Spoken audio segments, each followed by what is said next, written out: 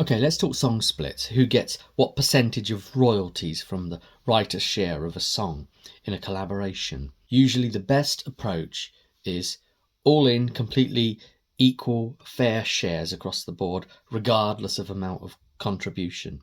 That's because sometimes, in a session, you're just on and the ideas are flowing for you, or maybe you and the other person, if it's, say, a 3-person write.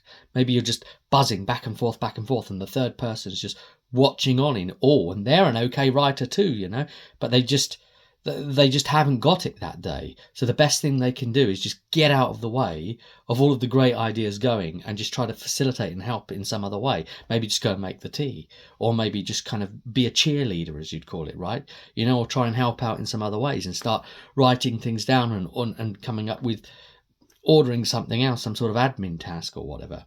Sometimes coming up with the wrong idea helps everybody else get to the right idea. Can you really, point at that and say, oh, okay, you didn't really contribute so much? I mean, because the other person was there, you got to the idea you got to. Do you want to debate that? Debate the worth of someone's presence there? Do you really want to get into that with people that you're supposed to be in a friendly relationship with? It's about human connections as well, which is what you want the song at the end of it ultimately to be too. That's why you're in it, really.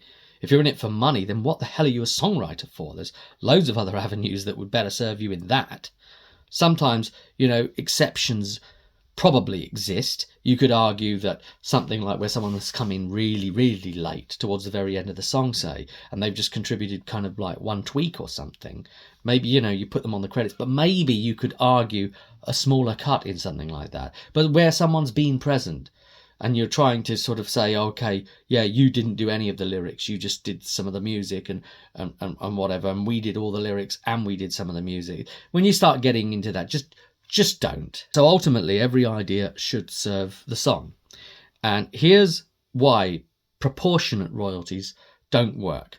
Imagine a situation where somebody is forcing bad ideas into a song that don't need it, because you should always be serving the song, just so that they can have a bigger cut. How detrimental to the songwriting process would that person be? So you're creating an environment that would support that problem. So don't.